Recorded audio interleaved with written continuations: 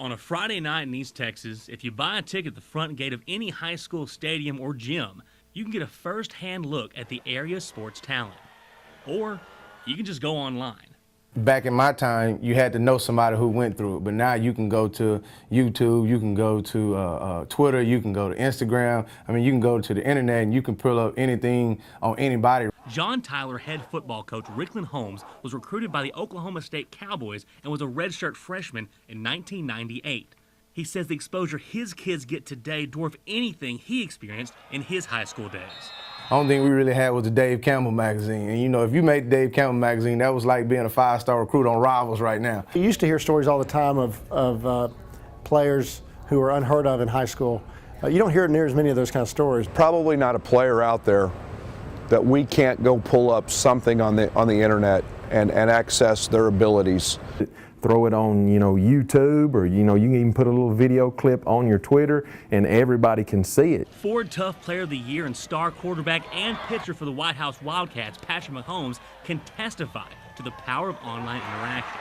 He will be heading to Texas Tech this summer. It's a huge part. I mean, just especially Twitter and social media. I mean, you say one thing about a college and all their fans are talking or trying to get you to go there. The practice of putting a highlight reel on tape or DVD for colleges to see is nearly obsolete. Now it's mostly all digital, and the reaction is immediate. They take a look at it and they evaluate you, and they didn't have it back in the day like that, and now as the internet's kind of blasted and been such a huge part, it's helped people getting recruited.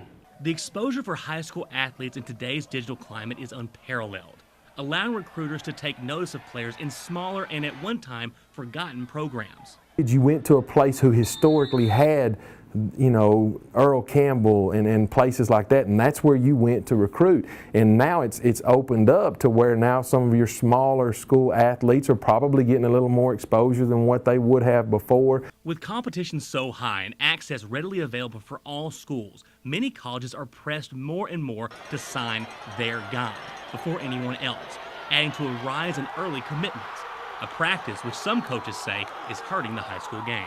We're looking at kids that have, 30 offers before the season start. They're going through the whole season basically, knowing that I have what I need to go where I want to go. So I'm basically on cruise control, and that's not helping out any high school team in the state of Texas that I know of any means, because nobody's scared of a five-star recruit when you're not playing like a five-star recruit. And it can also highlight a potential recruit's character as well, making social media a double-edged sword.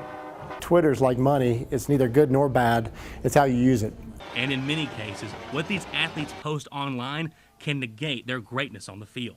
Our coaches, they look at what young people, potential recruits, put on their social media pages, and sometimes you see things that are great, sometimes you see things that are concerned, and you may make a decision based on the way you see a young person handling themselves in social media. A message that is being harped on in the field house and at home. I think my dad's told me since I started having social media accounts is to don't say anything that can hurt you in the future. If they retweet it or they repost it, then guess what? Your name is attached to that now, and they know what kind of person you are. Instant online information has altered the recruiting game forever, but there are some aspects which will never change. You've still got to get out and get in front of them and do that multiple times. You have to get face to face, and you have to be in the stands, in the home, in the school. Twitter, Facebook, YouTube, and the plethora of other online resources are just that, resources, which can be used for and against a potential recruit. As a young person, you're using it in a way that really to really represent yourself in the best way possible. And make sure what you truly stand for and why you play the game you say you love is clear and evident. I knew I had a future in playing football, but I wanted to win for my friends and teammates. Garrett Sanders, KETK News.